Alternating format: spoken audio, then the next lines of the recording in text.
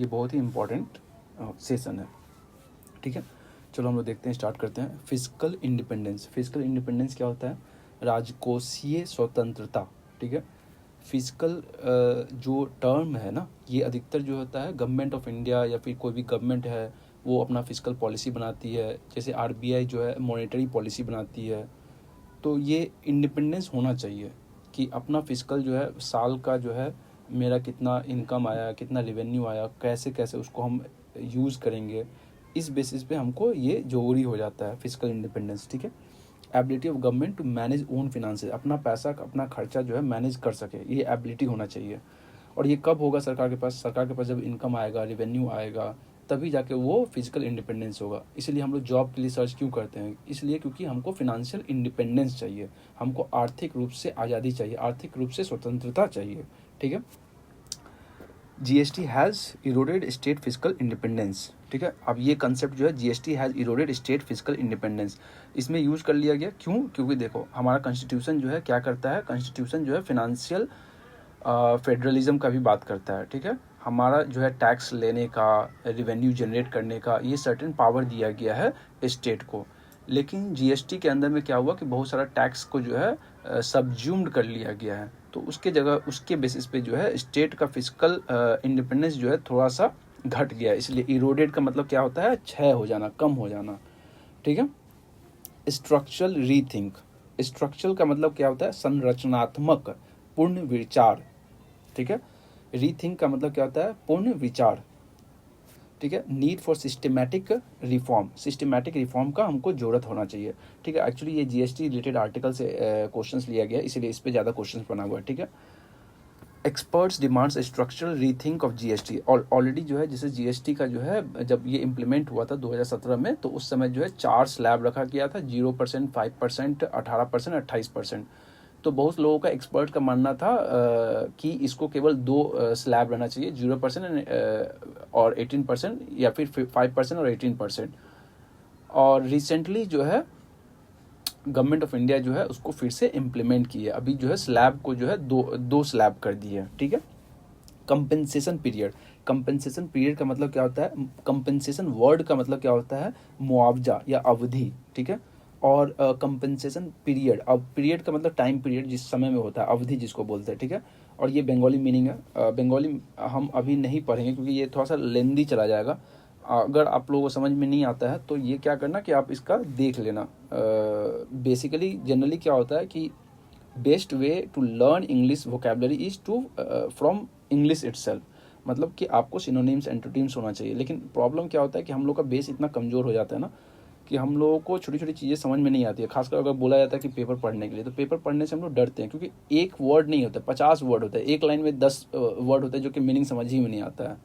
तो हम कैसे अप्रोच लेने वाले हैं? हम जो है बीच बीच में जनरल स्टडीज़ रिलेटेड जो भी कंसेप्ट होगा वो भी थोड़ा थोड़ा बताते हुए चले जाएंगे, और इसके जो भी एंटोनिम सिनोनिम्स होंगे धीरे धीरे बताते जाएंगे, ये क्योंकि लेंदी ना हो क्वेश्चंस। जो है मुश्किल से 30 से 40 मिनट का वीडियो बनाने की कोशिश करेंगे। और अगर आप लोग अप्रोच करोगे तो और भी मैं इसमें नए नए फीचर्स ऐड करते जाऊँगा। जितना ज़्यादा रिस्पॉन्स होगा, स्टूडेंट जितने ज़्यादा जुड़ेंगे, तो मैं उतना अच्छा से उसको और एक्सप्लेन करूँगा, ठीक है। चलो आगे चलते हैं। कंपेंसेशन पीरियड समझ में आ गया। कंपेंसेशन मतलब मुआवजा होता है, पीरियड मतलब अवधि हो गया, ठीक है। एक्चुअली इसमें क्या हुआ था कि जब 2017 में जब इम्प्लीमेंटेड किया गया था, तो ये जो है एक लीगली जो है प्रॉमिस किया गया था स्टेट को कि अगर आपका जो है फिनांस लॉस होता है, रेवेन्यू का लॉस होता है, तो 5 साल तक हम गारंटी देते हैं कि जितना आपका लॉस होगा उसका जो है सेंट्रल गवर्नमेंट जो है भरपाई करेगी, ठीक है। ये 2022 तक का था, 2017 से लेकर 2022 तक था। लेकिन बाद में क्या हुआ कि कोरोना की वजह से बहुत सारे स्टेट्स जो है डिमांड ये भी करने लगे कि ये जो अवधि है कंपेंसेशन पीरियड, इसको बढ़ा देना चाहिए, ठीक है। उसके बाद देखिए ये हनीमून फेज। हनीमून फेज का मतलब क्या होता है? हनीमून क्या होता है? जब नए कपल आते हैं तो उनका जो है उन लोगों को थोड़ा सा टाइम अच्छा से स्पेंड करना पड़ता है, तो ये सब चीज़ के लिए।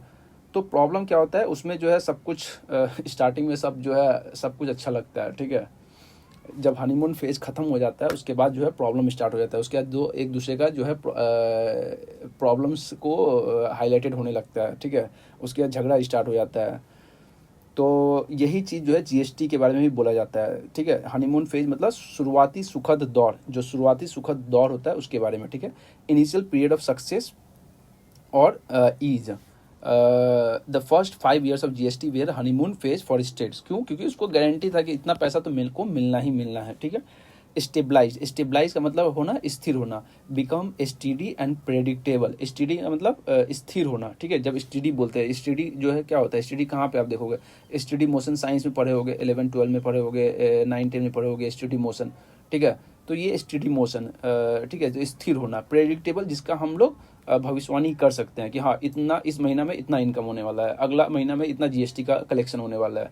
तो अब जो है एक स्टेबल रिवेन्यू जो है सबको जनरेट होने लगा, तो इसी को बोलते हैं स्टेबलाइज्ड, ठीक है। GST revenues were expected to stabilise in 5 years। समझ में आ गया ये चीज़? देखो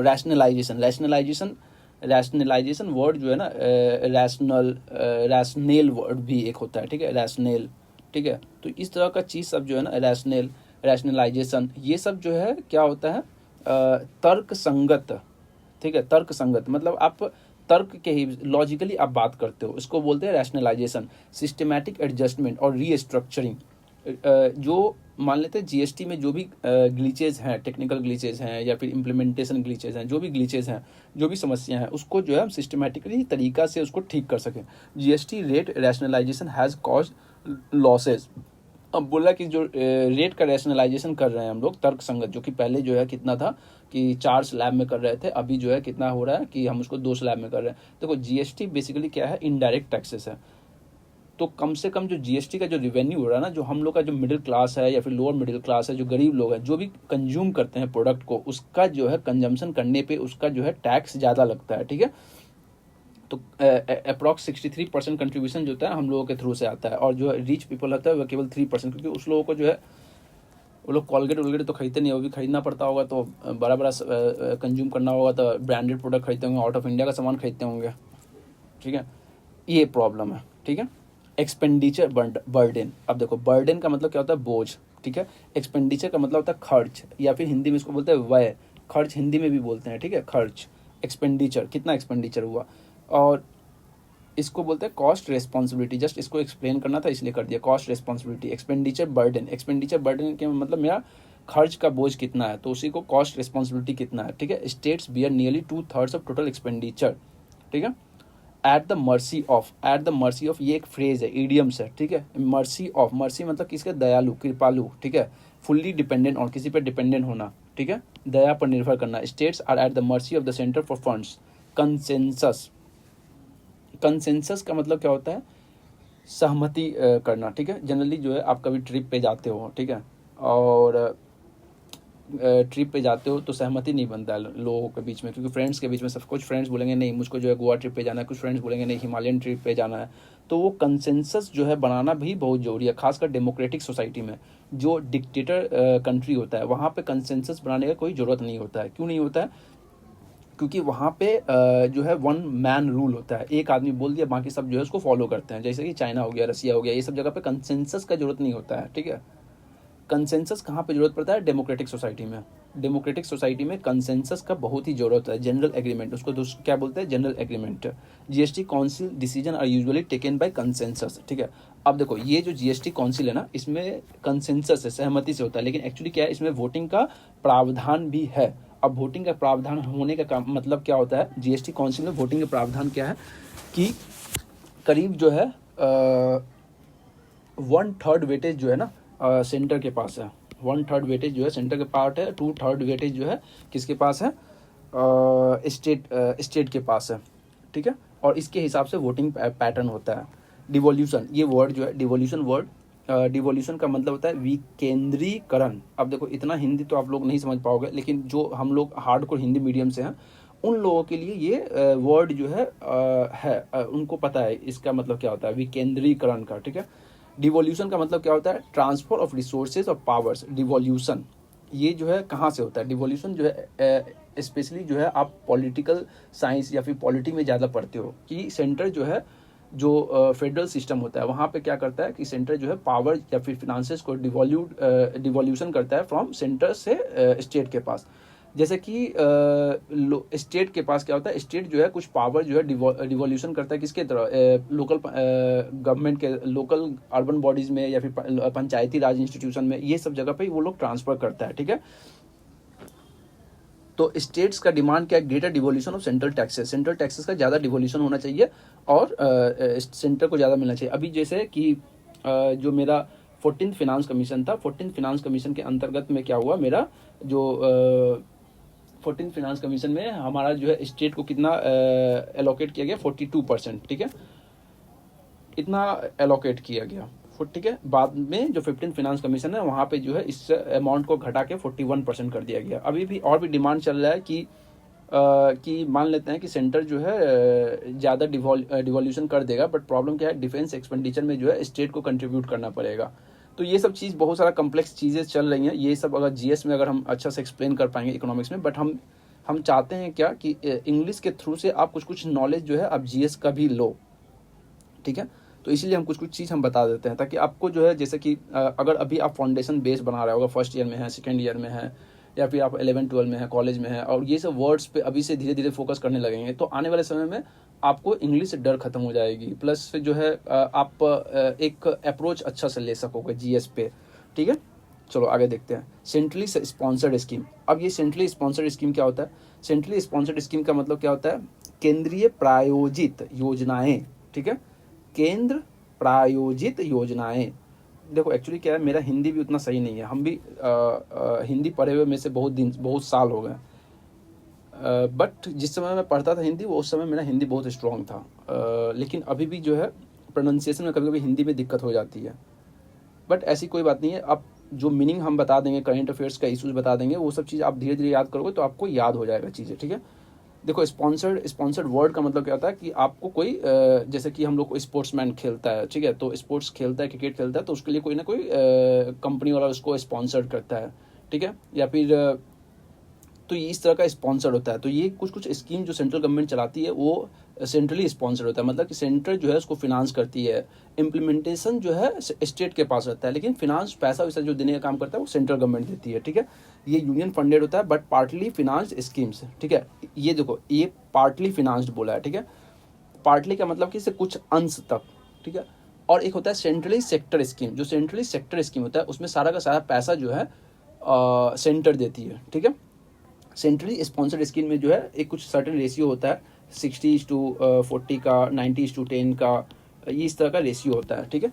इस तरह के रेशियो के हिसाब से जो है सेंट्रली स्पॉन्सर्ड स्कीम चलता है। State argue centrally sponsored scheme limit their policy autonomy, ये भी चीज़ बात सही बोल रहा है भाई, उसका पॉलिसी ऑटोनॉमी को कम कर देता है। इक्विटी, इक्विटी का मतलब क्या होता है, इक्विटी का मतलब होता है फेयरनेस होना चाहिए, जस्टिस, समानता।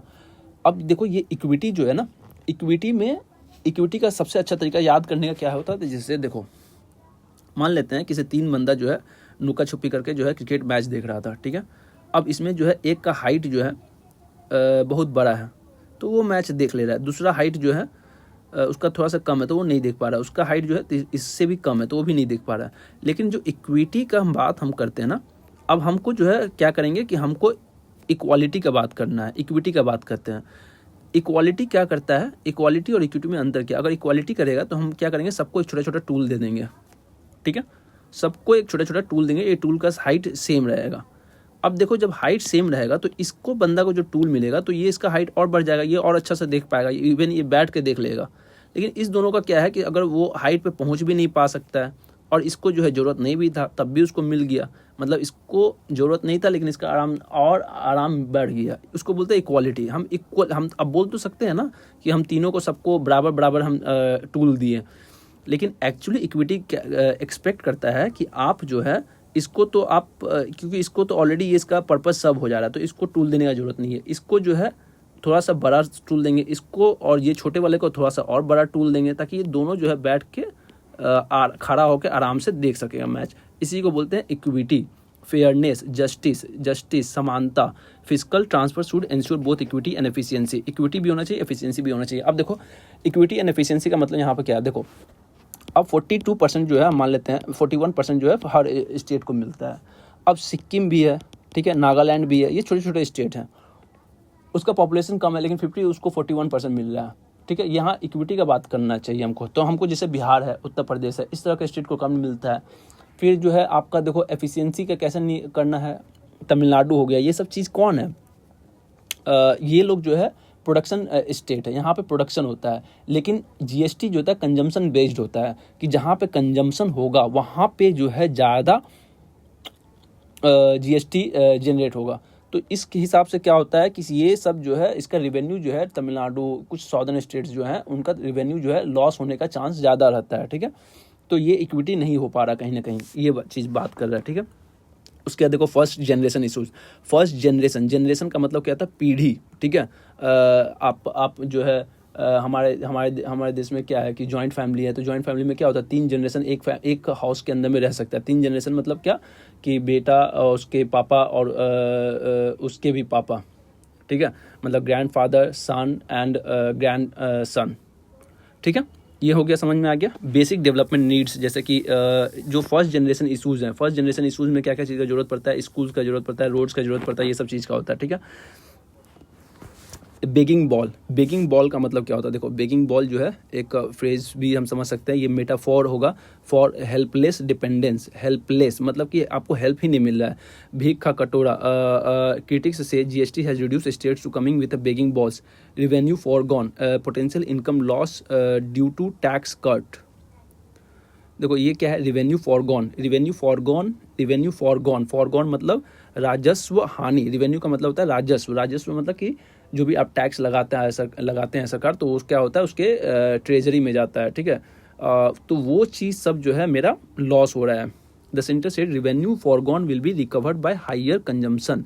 अब जो रिवेन्यू फॉरगॉन है मतलब जो लॉस हो रहा है, तो कंजम्पशन जो है ज़्यादा होगा। ठीक, क्यों कंजम्पशन ज़्यादा होगा, सरकार का मानना है कि हम जीएसटी घटा दिए हैं तो लोग जो है ज़्यादा से ज़्यादा सामान खरीदेंगे, और ज़्यादा से ज़्यादा सामान खरीदेंगे, कंजम्पशन बढ़ेगा, तो हमारा इकोनॉमी क्या है, कंजम्पशन लीड इकोनॉमी है। ठीक है, अब देखो बहुत टाइप का इकोनॉमी होता है। ठीक है, कंजम्पशन लीड इकोनॉमी होता है, मैन्युफैक्चरिंग लीड इकोनॉमी होता है, जैसे चाइना का मैन्युफैक्चरिंग लीड इकोनॉमी है।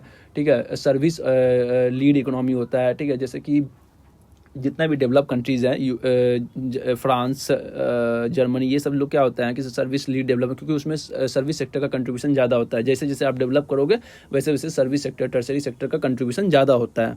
ठीक है, और ये सब चीज़ हो गया। परचेजिंग पावर का मतलब क्या होता है, परचेजिंग पावर मतलब होता है क्रय शक्ति, खरीदने की ताकत, ability of the people to buy goods, सामान खरीदने का ताकत। ठीक है, without jobs purchasing power remains low. अब बोल रहा है कि भाई देखो प्रॉब्लम क्या है, इंडियन इकोनॉमी में कंजम्पशन सेक्टर क्यों नहीं बढ़ रहा है, क्योंकि सरकार को जो चाहिए ना वो जॉब क्रिएट नहीं कर रही है। जॉब क्रिएट करेगी तो जाके आपको बेनिफिट मिलेगा। ठीक है, ऊट पटांग काम करने से नहीं होने वाला है। ठीक है, जब तक जॉब नहीं मिलेगा, लोग जॉब से क्या होता है, एंसिलियरी एक्टिविटीज़ बढ़ जाता है। एंसिलियरी एक्टिविटीज़ का मतलब क्या हुआ कि उसके साथ साथ जैसे मेरे पास मल्टीप्लायर इफेक्ट बढ़ जाता है। जैसे मेरे पास 100 रुपया आया तो हम 100 रुपये का खर्चा करेंगे, वो 100 रुपया जो है इकोनॉमी में सर्कुलेट होगा, फिर फर्दर खर्चा होगा। तो इस तरह से जो है मेरा डेवलपमेंट एक्टिविटीज़ बढ़ते चला जाएगा।